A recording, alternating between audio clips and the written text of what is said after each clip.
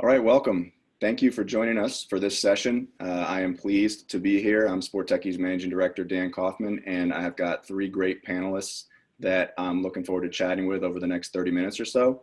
This is the next generation stadium powered by Cisco, and thank you to Cisco for their support. They are powering this entire track on stadium innovation. If you have not checked out their booth in the exhibit hall, make sure you do so along with our other partners. Great interactive experience there, so I encourage you to go check it out. And please do continue to share your experiences at Horizon Summit on social media using the hashtag Horizon Summit. And I'm gonna go ahead and get started. So thank you all for being here. Again, this is the next generation stadium. And I'm gonna give each of our panelists a chance to introduce themselves, maybe 30 seconds to a minute at the most, and then we'll get started. So why don't I start with Brent. Brent, go ahead. Yeah, good afternoon, everyone. Brent Schoeb, Chief Revenue Officer for the 49ers and Levi Stadium, and oversee ticket suites, partnerships, and events. Ken, go ahead. Ken Martin here. So I run a global sales team at Cisco focused on selling our solutions to sports and entertainment properties. It's not limited to that, casinos, malls, airports, or any kind of consumer facing brands out there. But yeah, a global sales team, focused on sports. That's where we're at. Thanks, Ken. Bill. Bill Anderson with AmpThink. We're a network integrator, and we've kind of found a niche building technology for sports and entertainment venues, arenas, and stadiums. Great. Thank you, guys. So when I think about stadium technology, stadium innovation, the next generation stadium, I kind of compartmentalize it into four categories, and I'm going to list those four categories now, and I think we'll touch on them to a certain degree throughout this discussion. To me, the first category is the concept of design, architectural design or other types of design. And to me, that includes a concept of a moment of awe when you see a stadium for the first time, when you walk into a stadium for the first time. And our panelists will get to that in just a moment. Second category I've got is security and movement. So entry, egress, movement throughout the stadium can also include mobile ticketing and other security measures. And then I've got augmenting the action. So to me, that's really where connectivity comes into place. Mobile experiences, augmented reality, virtual reality, other experiences that you can have at the stadium that aren't exactly the gameplay itself. And then the fourth is a concept of comfort, right? Suites, seat type, climate control, concessions, cashless concessions, that type of thing. So those are our four categories that are kind of going to come in throughout this discussion. But I want to go back to the first category, and that was the concept of architectural design and a moment of awe. And I've asked our three panelists to remember a moment that they can recall from a time that they first experienced that kind of moment of awe when you see a stadium and you're just like, wow, this is an incredible experience. I'm going to start with Brent. Let's hear what you got. Yeah, growing up in Minnesota, two of my first vivid memories as a kid was with my family watching the 87 and 91 World Series Twins team, which at the time I thought the Metrodome was amazing. Obviously, come to find out that it wasn't that amazing, but as a kid, it was fantastic. So that really got me hooked on sports, waving those Homer hankies in the Metrodome. Brent, I've got a story about one time how I popped the Metrodome, but there's not enough time to tell it. So Ken, on to you.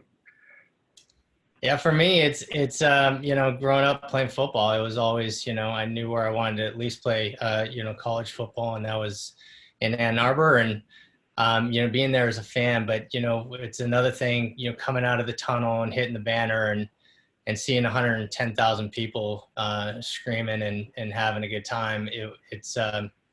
It puts things in perspective, and how many people can fit into one building at one time. It wasn't the most luxurious stadium, but it was certainly playing or being in the big house was, what the college football experience was all about for me.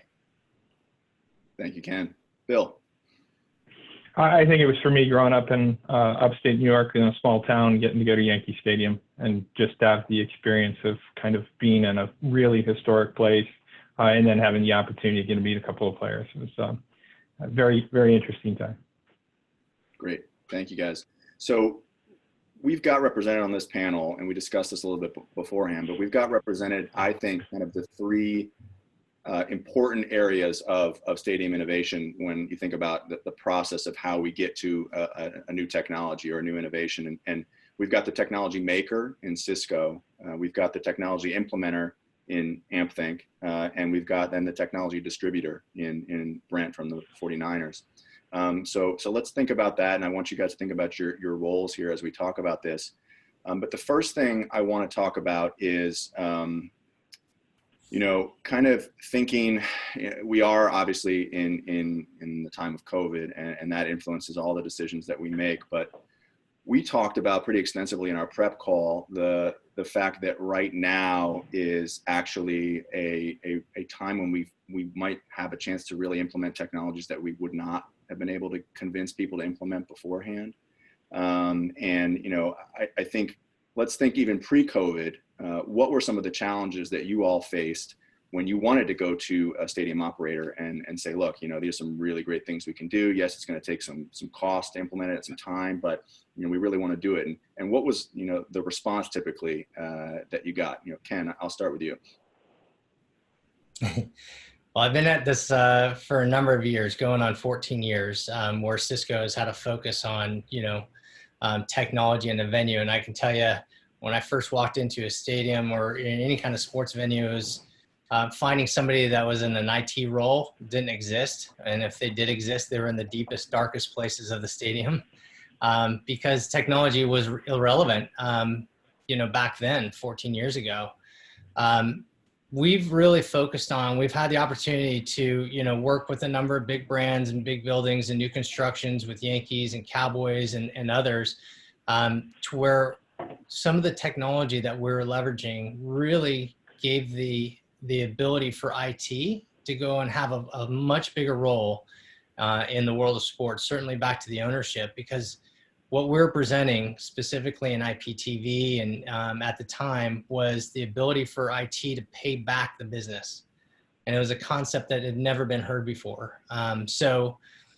We've seen technology, turn this thing upside down. So they've gone from, the dungeons to the boardrooms to where they're making technology decisions to better the guest experience, to generate revenue, even make the venue more efficient. But a lot has changed over the last, more than a decade. And we're just happy that we were able to play a role in that. And Bill, I'm going to jump to you from your perspective, thinking about approaching a new experience that you want to develop at a stadium as it relates to technology or technological advancement that you want to implement. Do you feel like I guess walk me through maybe the past few months since we've been on this sports hiatus. Has it slowed things down or has it sped things up? Well, we've been very fortunate that, we've got a couple of large projects in the pipeline and they're construction related. And so from a business perspective, things have kind of continued. But I think what we've seen that's been very interesting to us is that we have folks who are reaching out to us and asking about new technologies as potential solutions. But importantly, they're seeing past the application of those solutions for COVID-19 mitigation, right? It's the realization that maybe these technologies could have a role in helping get the venue back online, but it's also the catalyst for some changes. And I think we talked in the prep call about cashless and touchless technologies, and we saw a lot of teams who are afraid to walk away from cash paying customers or to force people into a mobile centric experience.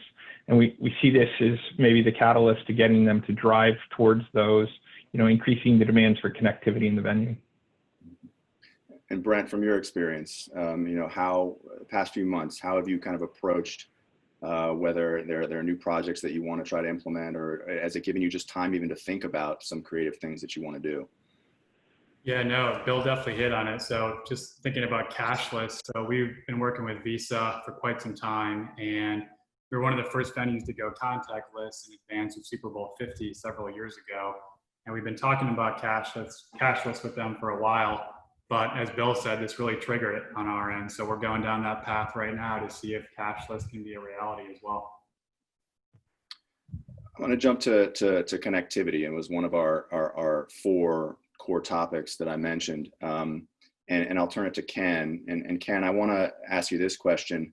What's your vision and Cisco's vision for the next generation stadium when it comes to connectivity? And just tell us what connectivity means to you as it relates to a stadium.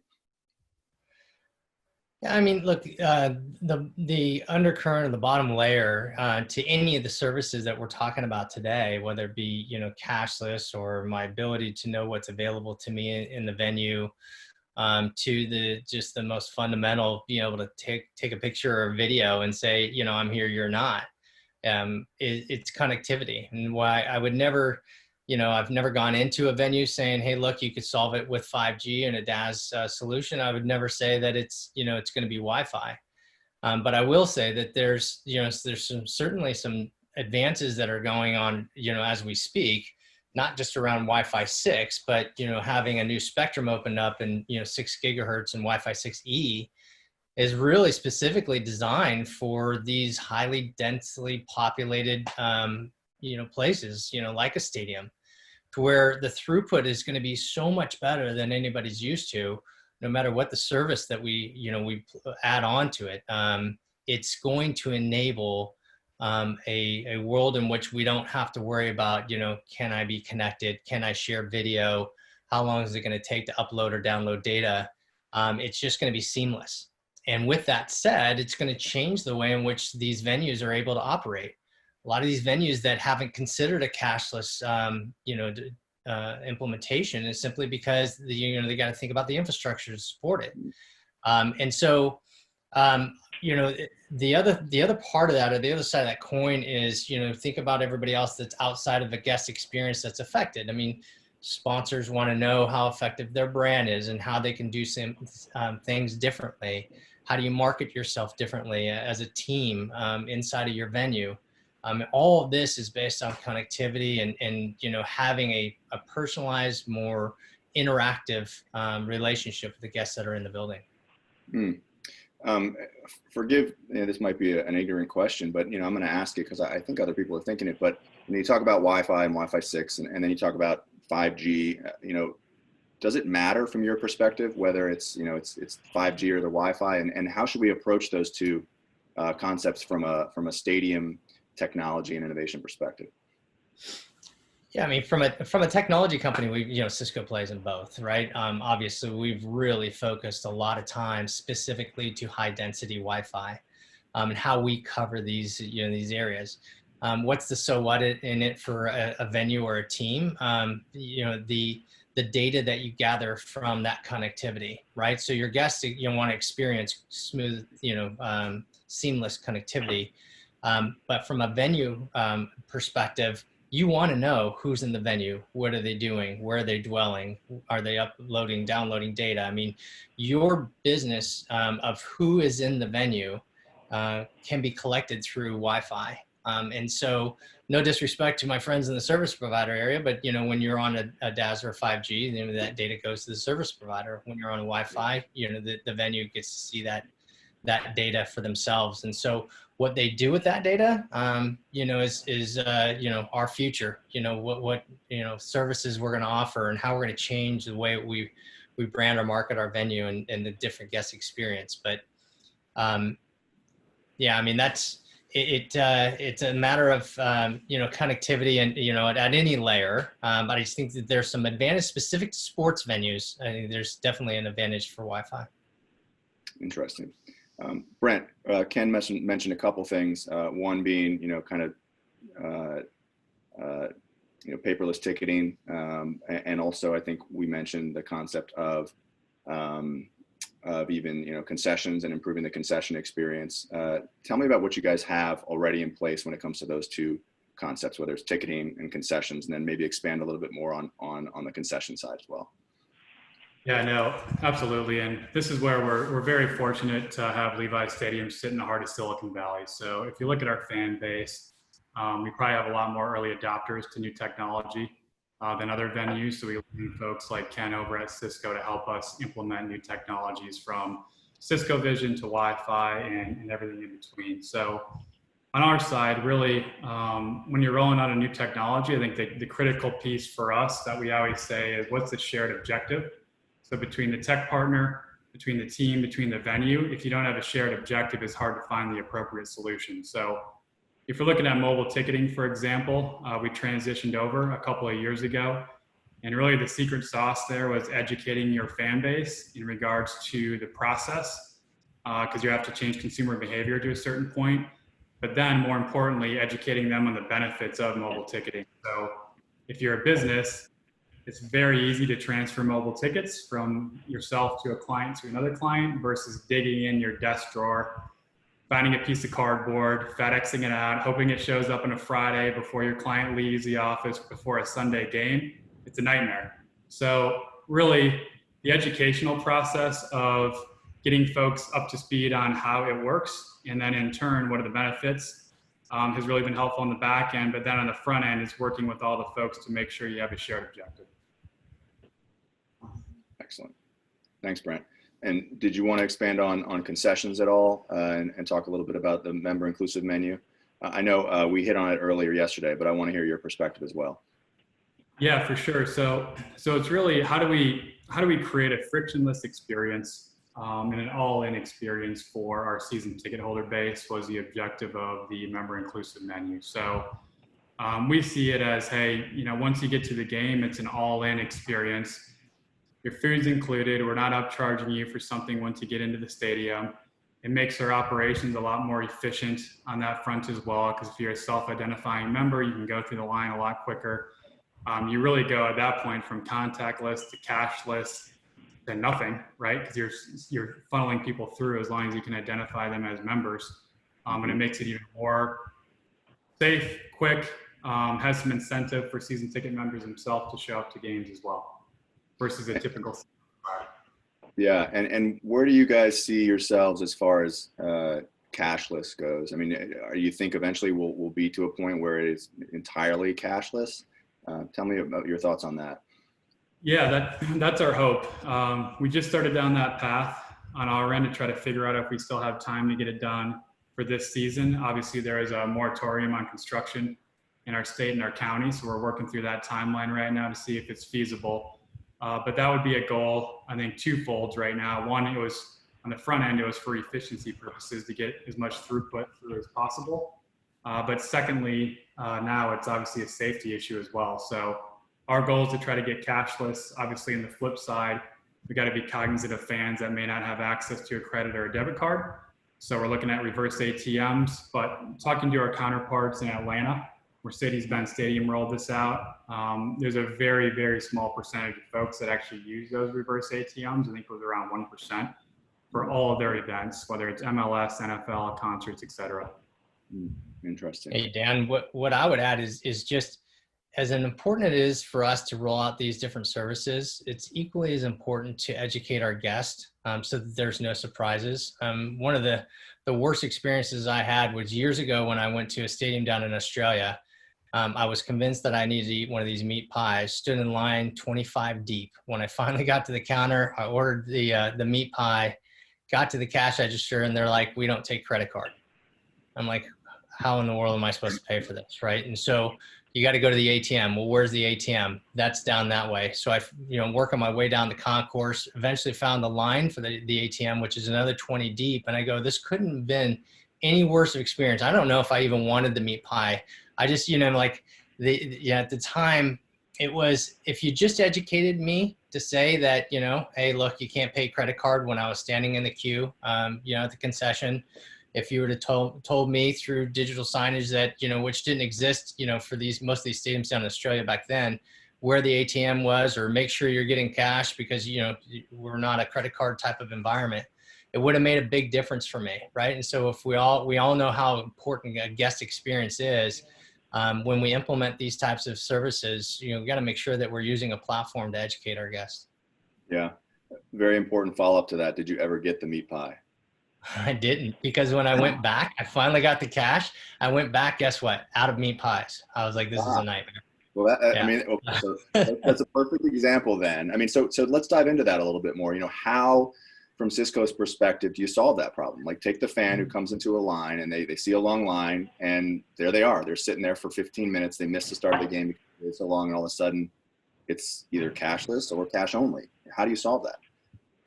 Yeah, I mean, look, it goes back to the whole, mobile experience, right? It's not just a matter of connectivity. It's allowing your guests to know what's available to them. So not only are they, can we educate them with regards to what's being made available to them with food, beverage, even merchandise, but where to find it. We're even, integrated with some technology companies out there that will tell you how long of a wait that you'll have in those lines, whether it be at the concession area, the team store, the bathrooms. From the comfort of your seat in the stadium, you can look down your mobile device and determine, what is going to be my wait time? Where can I find the nearest domestic beer, premium beer, if that's what you flavor. But that's where the connectivity layer really, as we all speak about it, that's where it's really become important is, educating your guests as to what's available to them and make it really easy for those transactions to happen.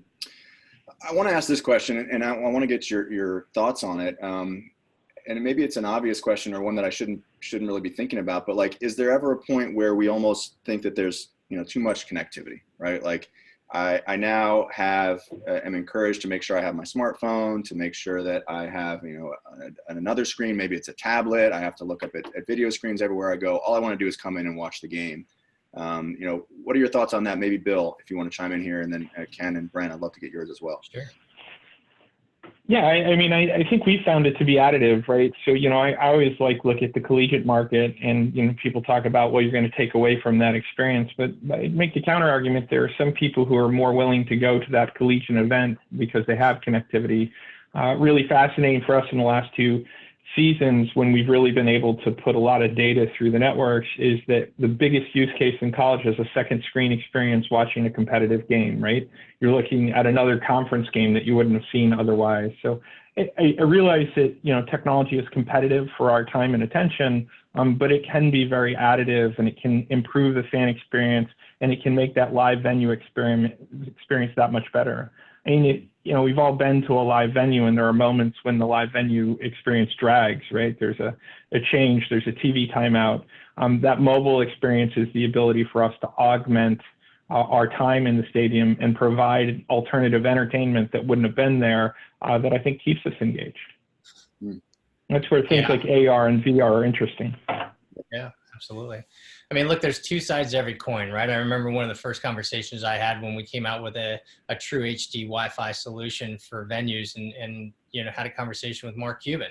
And he's like, absolutely not. We're not looking for a heads down experience in my venue. I want people engaged. I want them up. I want them cheering.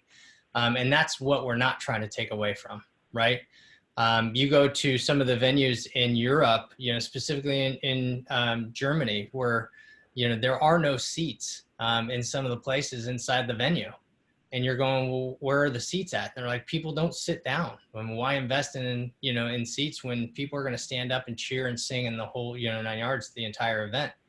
But what we are interested in, and what we hear from just about everybody around the globe, is how do we bring our customers in sooner, right? How do we get them, instead of drinking from the local pub, into our venue and drinking our beer and eating our food? And keeping them, engaged inside the venue before the action even starts. And that's where I think, the mobile experience can lend to that. In fact, we can start informing people even outside of the venue, the specials that we have going on in venue, happy hour, whatever, and make it seamless through the concession stands to change the menus and whatnot to lend to a happy hour experience. And all, so it's not about taking, anything away from the event itself. We want people engaged. I want to be engaged as a fan. I want to cheer on and be totally engaged. But it's the, bring them in early, keep them after, monetize the fan, the guest when they're in the venue. It's something that we hear from everybody. Yeah, ditto on mine. It's got to be looked as an enhancement versus a distraction. So when we look at connectivity and technology, that's the way that we look at it. So at the end of the day, fans are showing up to Niners games to watch the main event, which is football on the field. However, when we look at Cisco vision for our menu boards, it enhances the concession experience. When we look at Intel TrueView for 360 replays. We were one of the first venues to roll that out. It was to enhance replays. We're going down a path with the manufacturer of Apple iPhones, a company called Foxconn. We did the first test for 8K. So all the technology that we're looking to roll out, it's not to roll out technology just for that sake. It's really to enhance that current fan experience. And let's be honest, as a venue on our end, we're competing with the at-home product as well. So that's where technology can help us deliver really an enhanced fan experience versus a distraction.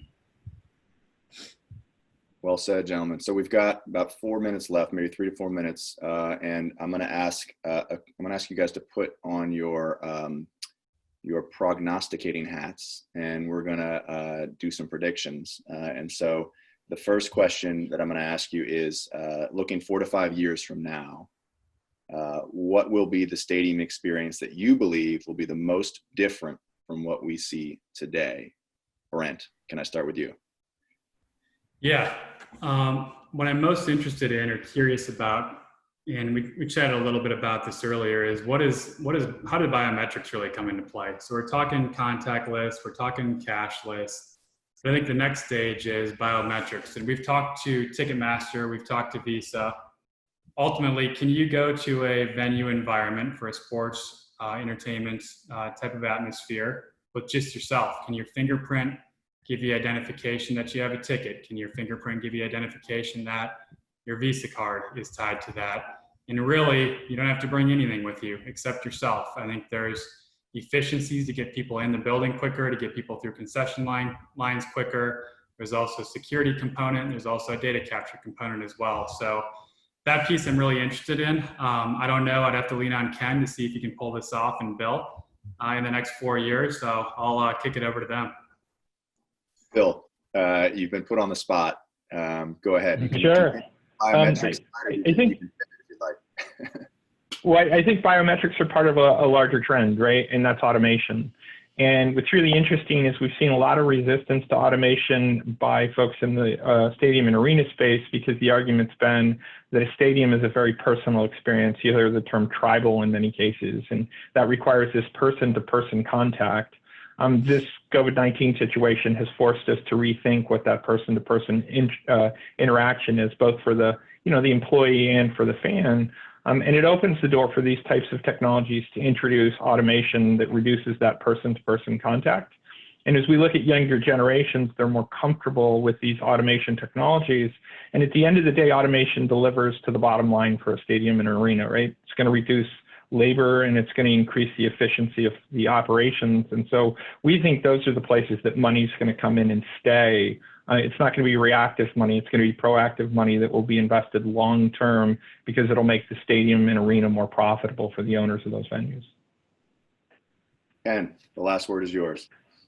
Yeah, look, I agree with everything that's been said. I might just mix it up a bit and say that it goes from a broadcast world to a personalized world, and we're well on our way with regards to technology. But it says, okay, I'm here for a 49ers game, but they know that I'm a fan of Green Day, and Green Day's got a concert coming up, and so it might send me and only me a message to say, hey, Ken, just to make you aware, this is our next event, and you can transact your tickets right now because you're here in the venue and seen as a guest that gives maybe a one up on somebody. I mean, it's more of a, instead of seeing the same ads and the same information broadcasted to everybody, to be more specific to knowing who I am in my careabouts, and maybe targeting and promoting specifically to me. I mean, I think that is something in the future because we're all asking for it. Ken, thank you so much. Thank you to Cisco. Brent, thank you. Thank you to the 49ers. Bill, thank you so much for joining us for this panel. To the audience, thank you for joining us. We've got some remaining sessions in Horizon Summit that are going to be fantastic, so don't go anywhere and continue to engage with us on social media. Thanks a lot. Have a great day, everyone.